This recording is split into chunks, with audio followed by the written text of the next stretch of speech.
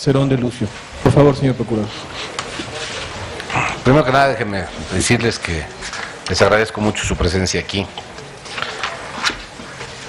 Y si no tienen ustedes inconveniente, le pediría yo al director en jefe de la Agencia de Investigación Criminal, al licenciado Tomás Cerón de Lucio, nos ponga al tanto de los últimos avances de la investigación para después hacer un resumen general. Muchas gracias, señor procurador. Muy buenas tardes. El 15 de enero de 2014, elementos de Policía Federal, en coordinación con personal de la Secretaría de la Defensa Nacional, detuvieron a Felipe Rodríguez Salgado, conocido como el Terco o el Cepillo, miembro de la organización delictiva autodenominada Guerreros Unidos, quien participó en el secuestro, homicidio y desaparición de los 43 estudiantes normalistas de la Escuela Normal Rural Raúl Isidro Burgos de Ayotzinapa, Guerrero, la noche del 26 y 27 de septiembre del 2014. Felipe Rodríguez Salgado fungía como jefe de sicarios para la organización criminal en el lugar y realizaba, en coordinación con el subdirector de la Policía Municipal de Cocula, César Nava González, y su grupo de policías, la protección del municipio para el trasiego de droga y evitar que grupos antagónicos tuvieran presencia en él.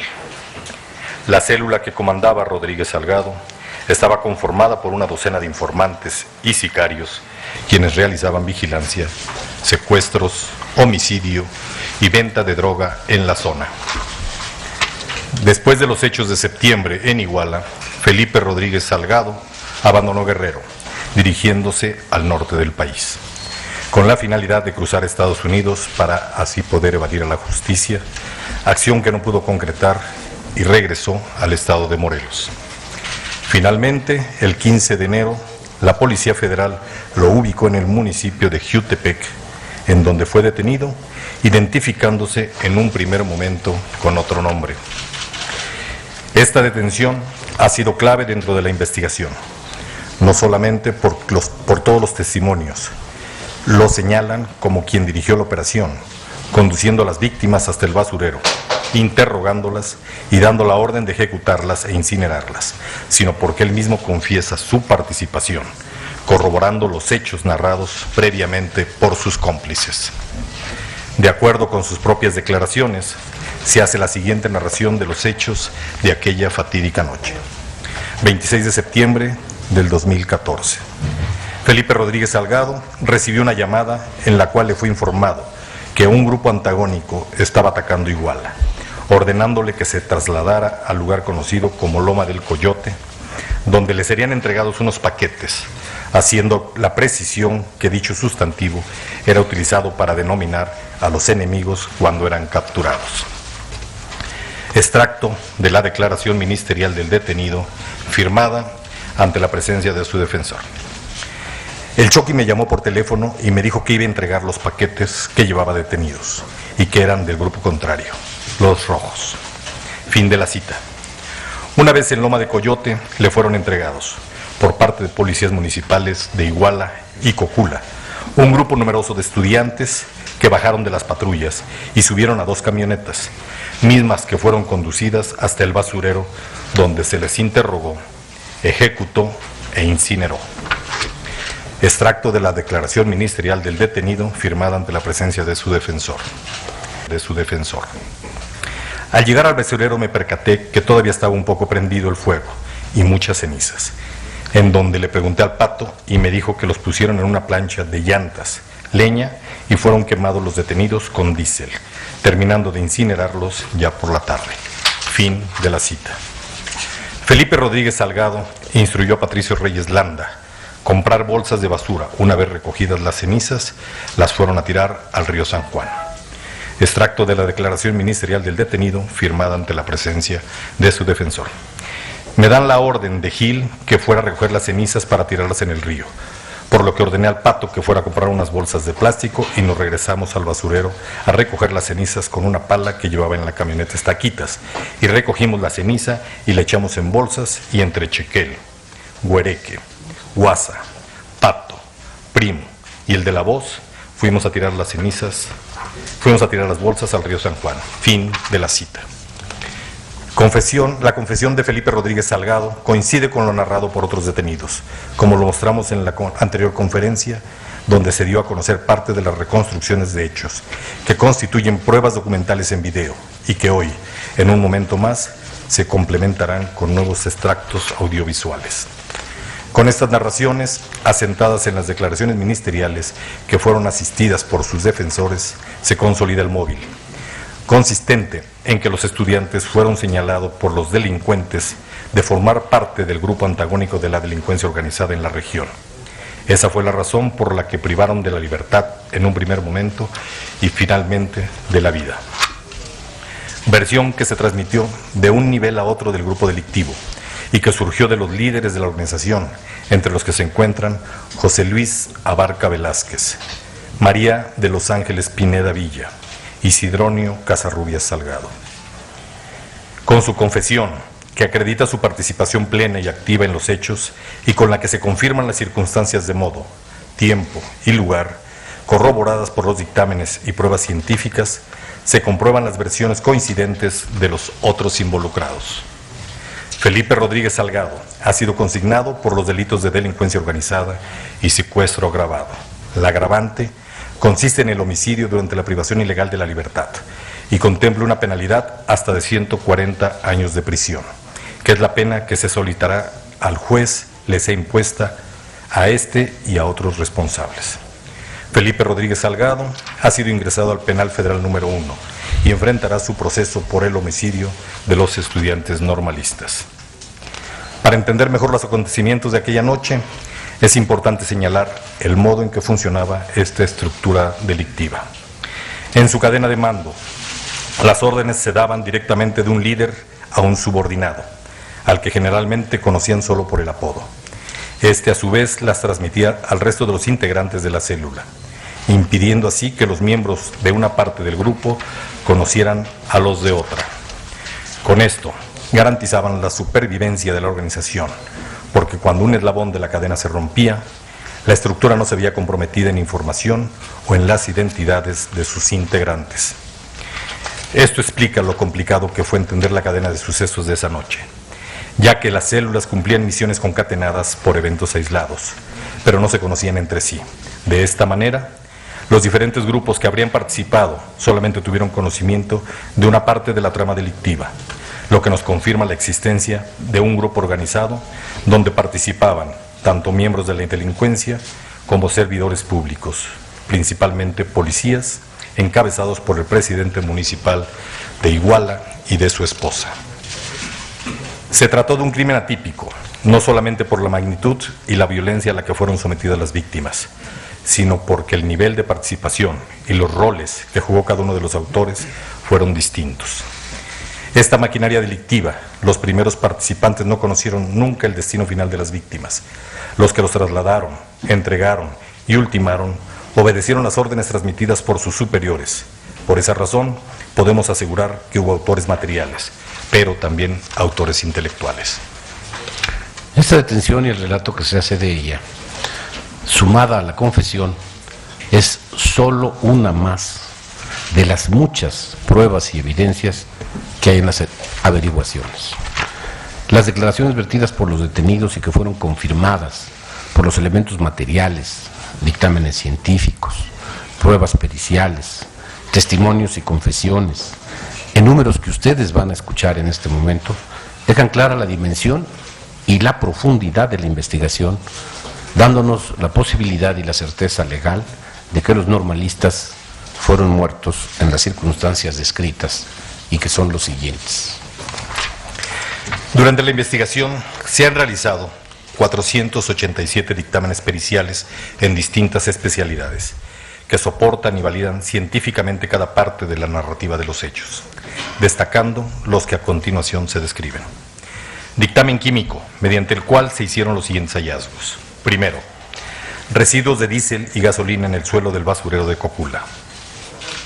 Segundo, 3 zonas de ceniza dentro del basurero. Tercero, rocas con impacto térmico. Cuarto, el punto de origen del incendio. Quinto, residuos diversos con alto grado de deterioro por el fuego. Sexto, aluminio fundido, principalmente latas, por la exposición al calor intenso. Séptimo, fragmento de llantas con huellas de carbonización, así como residuos característicos de neumáticos. Octavo, afectación del fuego sobre diversos restos óseos humanos. Todas estas características se encontraron en los restos del basurero y en el río San Juan. Dictamen biológico, que indica que las plantas fueron afectadas por el calor en la zona y registran un crecimiento posterior al incendio de 30 días de antigüedad al momento de ser realizado, con correspondencia a la fecha del incendio. Dicho estudio fue realizado por el Instituto de Biología de la Universidad Nacional Autónoma de México. Dictamen entomológico, realizado también por el Instituto de Biología de la Universidad Nacional Autónoma de México, respecto de larvas de dípteras que fueron recolectadas en el lugar, mediante el cual se determinó la fecha del incendio, coincidiendo con la de los acontecimientos. Dictamen balístico. Se recolectaron diversos elementos balísticos en la zona del basurero de Cocula, confirmando que en ese lugar fueron disparadas armas de fuego, como las referidas por los detenidos, con las cuales privaron de la vida a los normalistas. Dictámenes fotográficos, de la mano con la inspección ministerial practicada por el agente del Ministerio Público Federal, permitieron, entre otras cosas, ubicar las unidades de los policías municipales de los ayuntamientos de Iguala y Cocula que participaron en los hechos. Estos, entre otros dictámenes practicados durante estos 4 meses, entre los que destacan antropología, análisis de voz, asuntos fiscales, criminalística, contabilidad, psicología, retrato hablado, traducción, tránsito terrestre, valuación, ingeniería, arquitectura, incendios, medicina forense, topografía, audio, video, dactiloscopía y genética. Dictámenes todos que obran en el expediente. A mayor abundamiento, se determinó que el área total de fuego fue de 140 metros cuadrados aproximadamente, en una superficie cercana a los 15 por 9 metros cuadrados. En ella se encontró la mancha característica de una conflagración, como hemos podido documentar en videos aéreos y fotografías del lugar. El perímetro quemado es evidente a simple vista, y se encontraron además diversos elementos anteriormente descritos, que comprueban la mecánica del suceso, como son los alambres de acero pertenecientes a las llantas que se quemaron, las rocas fracturadas y calcinadas, y los restos humanos carbonizados. Se dictaminó que las piedras calizas encontradas en el lugar y que presentan fracturas por calcinación estuvieron expuestas a temperaturas superiores a los 900 grados centígrados. Además, las piedras cambiaron su estructura de carbonato de calcio a calcita, conocida como cal viva, lo que demuestra la exposición a muy altas temperaturas. Con la calcinación de rocas y su transmutación química, se comprueba también que existió un intenso fuego de larga duración. De acuerdo al dictamen de química, los aceleradores encontrados en el suelo del lugar presentan mezclas de hidrocarburos del tipo gasolina y diésel, que sirvieron para encender y avivar el fuego, elementos que además poseen una alta carga energética y que alcanzan por sus características químicas un alto rango de temperatura. Asimismo, la presencia de caucho y cuerdas de acero radial indica la utilización de llantas como combustible, que permitió alcanzar muy altas temperaturas en el núcleo del fuego. Los alambres encontrados son de acero y los restos de caucho inclusive fueron fusionados con las rocas. En este punto es necesario hacer una precisión. La vulcanización de una llanta produce un plástico termoestable por efecto de la temperatura, comportándose como un combustible sólido de alta densidad energética, el cual al quemarse produce una gran cantidad de calor durante largos periodos de tiempo, de acuerdo a los dictámenes periciales. Los restos dentales que se localizaron en el punto central del fuego indican que se alcanzaron temperaturas del orden de los 1600 grados centígrados, pasando por las fases de deshidratación, descomposición, intervención y fusión, lo que imposibilita la extracción de ADN, aún con las más avanzadas tecnologías, de acuerdo a los resultados de medicina, antropología y odontología practicados.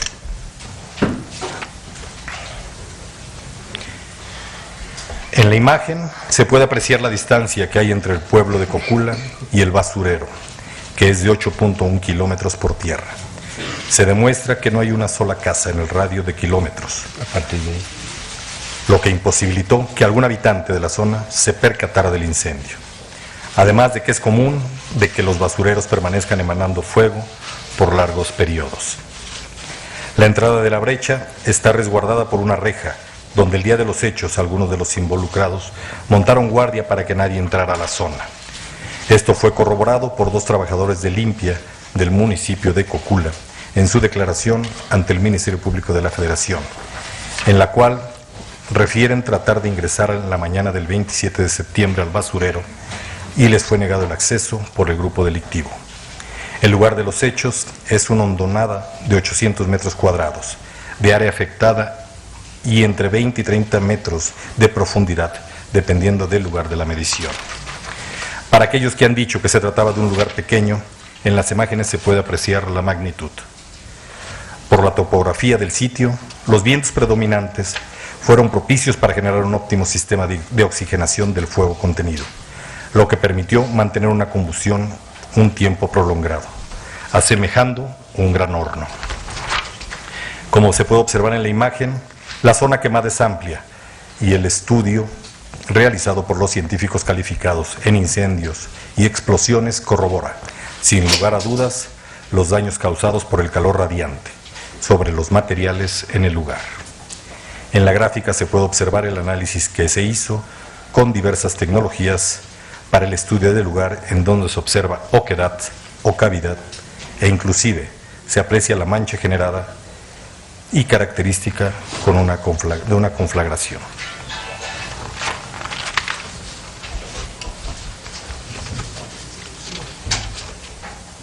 Estamos dejando que vean exactamente el lugar, que es la forma más clara de evitar las confusiones de quien dice que alguien pudo haber visto el incendio o la columna de humo. Como podrán ver, no hay una sola vivienda en kilómetros a la redonda y la hondonada es bastante profunda. Respecto de la investigación, al día de hoy se cuenta con 99 detenidos. Se han tomado 386 declaraciones y se han realizado 2 reconstrucciones de hechos.